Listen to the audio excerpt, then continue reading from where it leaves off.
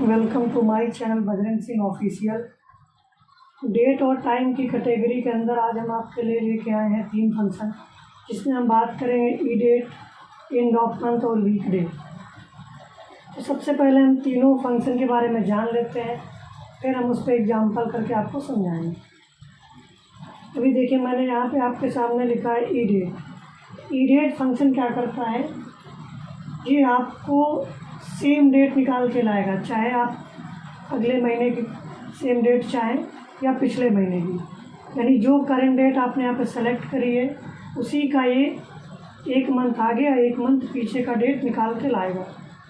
End of month जो function है, इसका कार्य क्या, ये आपका जो है करंट डेट, यानी जो भी डेट आप इसको देंगे उस डेट का एंड ऑफ मंथ, यानी उस मंथ की जो लास्ट डेट होगी वो डेट आपके सामने निकाल के लाएगा। सपोज़ करें अगर आपने 1 फरवरी लिखा है और वहाँ पे अगर आप एंड ऑफ मंथ लगाते हैं तो आपका अगर फरवरी 28 का होगा तो 28 तारीख निकल के आएगा। यदि फरवरी 29 का है तो 29 फरवरी निकल के आएगा। और सपोज़ करें यही फंक्शन अगर आप मार्च मंथ के लिए चलाते हैं 1 मार्च पे, तो आपका 31 मार्च निकल के आएगा। इसके बाद आता है आपका weekday. Weekday function क्या करता है, ये आपका वीक डे में, यानी वीक का जो भी दिन है, यानी डेट है, उसका कौन सा दिन है वो निकाल के लाएगा। चलिए मैं सबसे पहले आपको एक एक फंक्शन एग्जांपल के थ्रू बताता हूँ। देखिए, अभी मैं यहाँ पे अप्लाई करने वाला हूँ फंक्शन ई डेट। ई डेट फंक्शन स्टार्ट होते आपसे सबसे पहले मांगेगा स्टार्ट डेट। सपोज़ करो मैंने यहाँ पे दे दिया 28 जनवरी 2022 में लिखा था, मैंने डेट यहाँ पे सेलेक्ट कर ली। उसके बाद मैंने यहाँ पे कॉमा लगाया, तो आपसे पूछ रहा है मंथ, यानी कितने महीने की बात, यानी किस मंथ की आप डेट चाह रहे हैं। अब मैं अगर यहाँ पे लिखता हूँ 1, तो अब ये क्या करेगा, जो 28 जनवरी है, यानी इसमें अब 1 महीने बाद, यानी अभी मैं पहुँच जाऊँगा 28 फरवरी पे। चलिए मैं यहाँ पे एंटर प्रेस करता हूँ।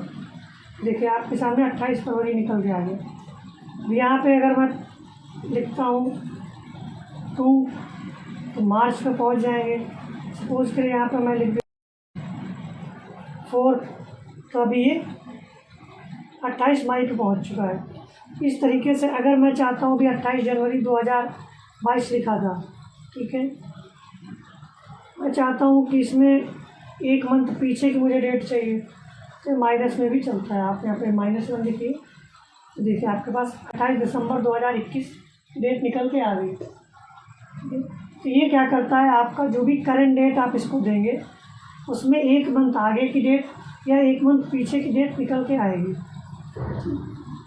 अगला फंक्शन है आपके सामने end of month. End of month function जो है, इसका कार्य है कि आपकी जो करंट डेट आप इसको देंगे उसके मंथ एंड पे आपको लेके जाएगा।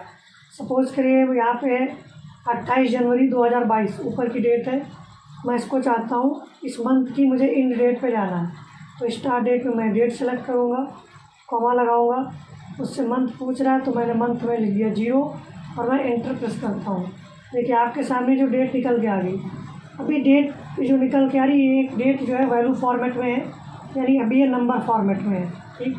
मुझे इसको डेट में कन्वर्ट करना होगा। तो डेट में कन्वर्ट करने के लिए देखिए यहाँ पे लिख के आ रहा शॉर्ट डेट, मैं इसको सेलेक्ट कर लूँगा। तो अभी क्या है, 31 तारीख आपके सामने निकल के आ चुकी, ठीक है। ये मैंने आपको यहाँ पे इसलिए दिखाया था डेट वैल्यू। कभी भी अगर कैलेंडर, जो कंप्यूटर का कैलेंडर है, उसमें अगर आप 1 प्रेस करेंगे और अगर आप उसको डेट में कन्वर्ट करते हैं तो आपके सामने जो डेट निकल के आएगा, तो आपके सामने निकल के आएगा 1 जनवरी 1990, यानी ये फर्स्ट कैलेंडर डेट है कंप्यूटर की जो आपके सामने निकल के आती है। इसी तरीके जो आपका टाइम फॉर्मेट है, टाइम आपका जो है वो 0 से 1 के बीच में निकल के आता है। सपोज़ करो अगर मैं यहाँ पे 0 लिखता हूँ और मैं इसको अगर टाइम फॉर्मेट में लिखूँगा, ठीक है, तो ये आपके लिए निकल के आएगा रात के 12 बजे, ठीक है। अगर मैं इसको यहाँ पे 0.5 कर देता हूँ तो ये दोपहर के 12 बज चुके हैं, ठीक है। अब मैं इसको अगर 0.75 कर देता हूँ तो देखिए शाम के 6 बज चुके हैं। इस तरीके से इसका जो वैल्यू है वो 0 से 1 के बीच में आता है, और टाइम का जो वैल्यू है 0 से 1 में आएगा, और डेट का जो वैल्यू है वो 1 से लेके आगे कुछ भी डेट हो सकती है। यानी फर्स्ट कंप्यूटर कैलेंडर डेट जो है वो 1 जनवरी 1990 है। उसके आगे जितना भी डेट उसमें ऐड होता जाएगा उसको वैल्यू नंबर फॉरवर्ड को लेके आता है। ठीक है, अभी मैंने यहाँ पे एक डेट लिखा 1 मार्च 2022। आपको ये 1 मार्च 2022 जो है वो डेट आपको निकालनी है। तो उसके लिए आपको यहाँ पे लिखना पड़ेगा एंड ऑफ मंथ फंक्शन।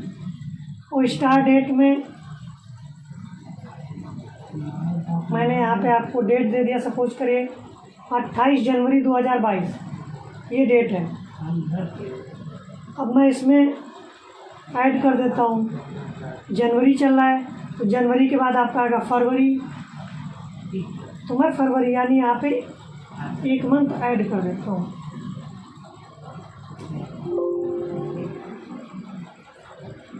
यहाँ पे कॉमा लगेगा और +1 एक मंथ यहाँ पे मैंने ऐड कर दिया।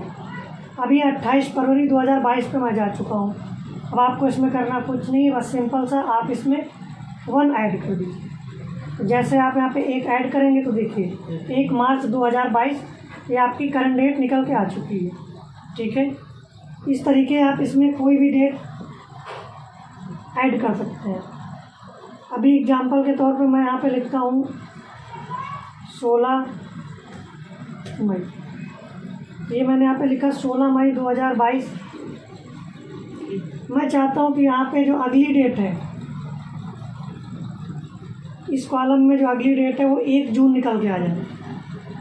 1 जून के लिए मुझे क्या करना पड़ेगा, सबसे पहले मैं लिखता हूँ एंड ऑफ मंथ और स्टार्ट डेट में मैं यहाँ पे 16 मई सेलेक्ट करता हूँ। और ये मंथ हमारा जो एंड होगा उसमें मैं अगर 1 तारीख ऐड कर दूँ, यहाँ पे मैं 0 लेता हूँ, देखिए एंटर प्रेस करता हूँ तो 31 मई 2022 आ चुका है। इसी डेट में मैं 1 ऐड कर देता हूँ। तो जैसे मैंने ऐड किया देखिए 1 जून 2022 पे आप पहुँच चुके हैं। अभी आप देख रहे होंगे कि मैं आपको ये बता रहा हूँ तो इसका यूज कहाँ पे है, ई डेट और ई मंथ का। ठीक है, चलिए मैं आपको एक एग्जांपल करके दिखाता हूँ। मैंने अभी यहाँ आपके सामने देखिए 4 प्रोडक्ट लिखे हैं ABCD और इसका जो मैन्युफैक्चरिंग डेट है वो मैं यहाँ पे लिख दे रहा हूँ।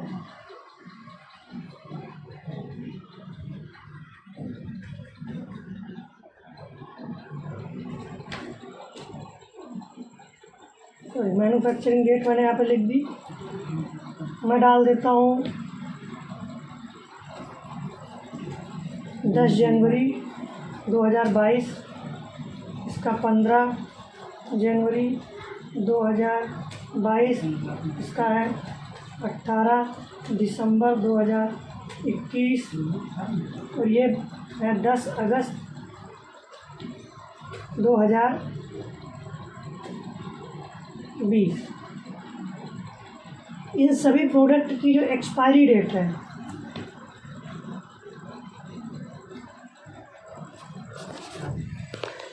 मैं यहाँ पे इनकी एक्सपायरी डेट लिख दे रहा हूँ। इनकी जो एक्सपायरी डेट है वो हर प्रोडक्ट की जो एक्सपायरी है वो 3 साल की है, यानी 36 मंथ की। तो ये प्रोडक्ट किस डेट में एक्सपायर होंगे, यानी इनकी एक्सपायरी डेट क्या होगी वो आपको कैलकुलेट करनी है।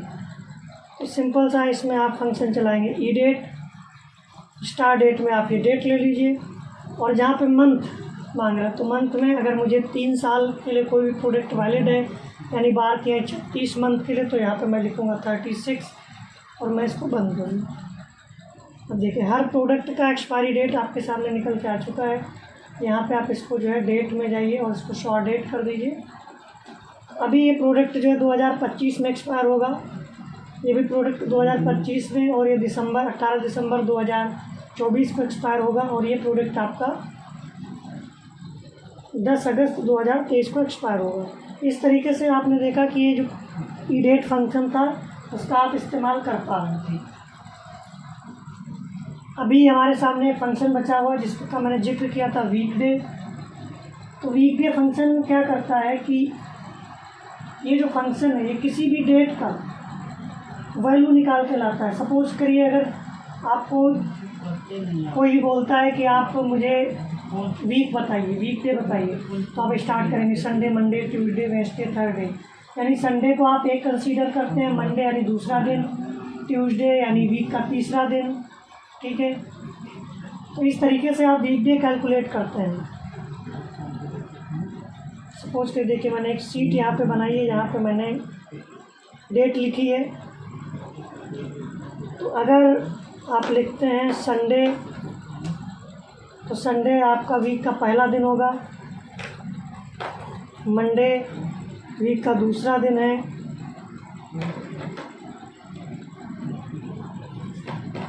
ट्यूसडे आपका वीक का तीसरा दिन है। इस तरीके से कंप्यूटर जो है बाय डिफ़ॉल्ट वीकडे को कैलकुलेट करता है, ठीक है। चलिए मैं यहाँ पे आपको वीकडे फंक्शन लगा के दिखाता हूँ। मैंने यहाँ पे लिखा वीकडे, ये आपसे मांग रहा है सीरियल नंबर, तो सीरियल नंबर में मुझे लेना होगा यहाँ पे डेट। अभी देखिए रिटर्न टाइप आपसे पूछ रहा है, ये ऑप्शनल है, अगर आप चाहें तो इसको यहाँ पे लें या ना लें। अभी मैं आपको इसको नहीं ले रहा हूँ, मैं नॉर्मल आपको बता दे रहा हूँ। बाय डिफ़ॉल्ट जो है फार्मूला वो मैं आपको दिखाता हूँ फंक्शन। तो आप इंटर प्रेस करिए, मैंने इंटर प्रेस किया तो देखिए ट्यूसडे, जैसा कि मैंने अभी आपको दिखाया था, ट्यूसडे यानी वीक का तीसरा दिन है, इसने कैलकुलेट कर लिया। और संडे जो है वीक का पहला दिन है, मंडे वीक का दूसरा दिन है। इस तरीके से वीकडे कैलकुलेट कर रहा है। लेकिन ये जो कैलेंडर है, मैंने अभी यहाँ पे डेट सीक्वेंस में पहले ही नहीं रखी थी, क्योंकि अगर मैं संडे मंडे लिखता तो सिंपल सा कंप्यूटर कैलेंडर हो जाता। मैंने डेट इस तरीके कस्टमाइज़ करके क्यों रखी वो भी मैं आपको बताता हूँ। कि अगर आपको वीक निकालना है संडे से लेके मंडे तक, तो वहाँ पे आप संडे, मंडे, ट्यूसडे, वेडनेसडे आप कैलकुलेट कर रहे हैं, ठीक है। लेकिन कुछ कंट्री में जो वीक है वो मंडे टू संडे काउंट होता है। कहीं पे आपको रिक्वायरमेंट पड़ सकती है, आप अपना वीक ट्यूसडे से लेके अगले मंडे तक लेके चल सकते हैं। कहीं कहीं मार्केट में जो साप्ताहिक वीकडे होता है, वीकेंड होता है, वो थर्सडे कर देते हैं, कहीं पे फ्राइडे करते हैं। तो ये डिपेंड करता है कि आप वीक को कैसे कस्टमाइज़ करें। तो उसके लिए जो फंक्शन है वो मैं आपको आगे दिखाता हूँ। मैं यहाँ पे दोबारा लगाता हूँ वीकडे, और अभी फिर से आपसे अगेन मांग रहा सीरियल नंबर, तो मैंने सीरियल नंबर सेलेक्ट कर लिया। उसके बाद मैं यहाँ पे कॉमा लगा देता हूँ। अब देखिए आपसे रिटर्न टाइप पूछ रहा है। रिटर्न टाइप में अगर मैं यहाँ पे संडे थ्रू सैटरडे अगर मुझे लेना है नहीं कंप्यूटर कैलेंडर, तो मैं यहाँ पे 1 लिखता हूँ और मैं इसको एंटर प्रेस करता हूँ। देखिए जो अभी बाय डिफ़ॉल्ट डेट थी, सेम डेट आपके सामने, यानी वो वैल्यू निकल के आ रही है वीकडे की, ठीक है। मैं यहाँ पे थोड़ा फिर से चेंज करता हूँ, अगेन मैं लगाता हूँ वीकडे और सीरियल नंबर में मैं डेट लेता हूँ।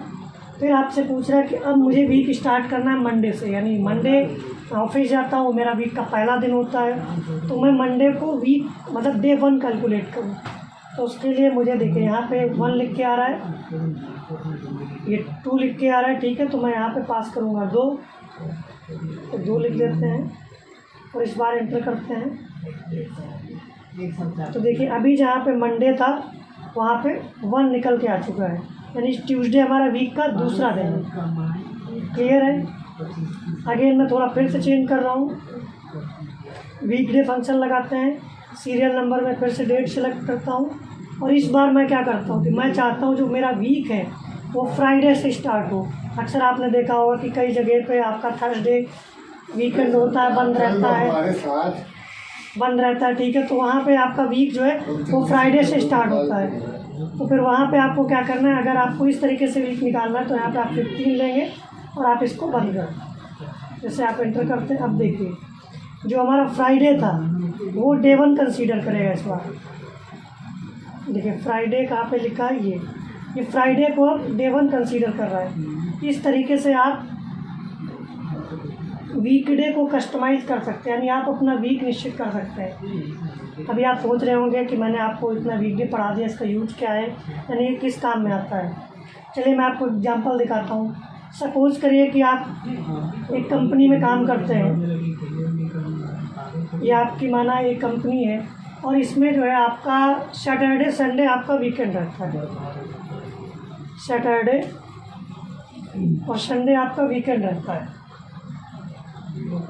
और आपको वीकेंड निकालना है, यानी सैटरडे और संडे अगर है तो वहाँ पे छुट्टी आ जाए निकल के, यानी वहाँ पे वीक ऑफ यानी वीकेंड निकल के आ जाए आपका, ठीक है। बाकी वर्क डे रहेगा और सैटरडे संडे का वीक ऑफ रहेगा। तो अगर मुझे कोई ऐसा क्राइटेरिया लेना है तो आप पहले भी लगा चुके हैं इफ़ फंक्शन।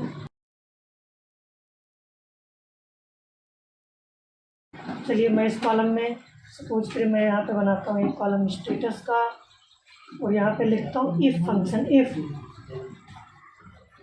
अब देखिए लॉजिकल टेस्ट में मुझे इस बार क्या करना है, वीकडे फंक्शन चलाना है। चलिए मैं चलाता हूँ वीकडे फंक्शन में। देखिए यहाँ पे जो डेट मैंने बाय डिफ़ॉल्ट लिखी थी, मैंने डेट ले ली, ठीक है। मैंने यहाँ पे डेट लिया, डेट लेने के बाद रिटर्न टाइप मांग रहा है। अब ध्यान दीजिए यहाँ पे मैं वीक कब से स्टार्ट करना पड़ेगा मुझे, मंडे से, क्योंकि जब मैं मंडे को डे 1 कंसीडर करूँगा तो उसके बिहाफ पे जो सैटरडे है वो डे 6 जाएगा और संडे हमारा डे 7 जाएगा। क्लियर है?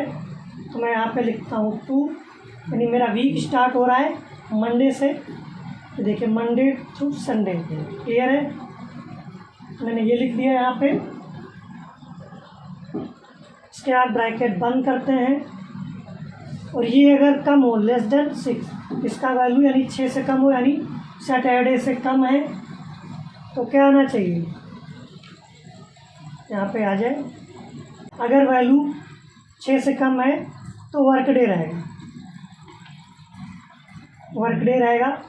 और अगर 6 से ज़्यादा है यानी 6 और 7 है तो फिर वीकेंड आएगा।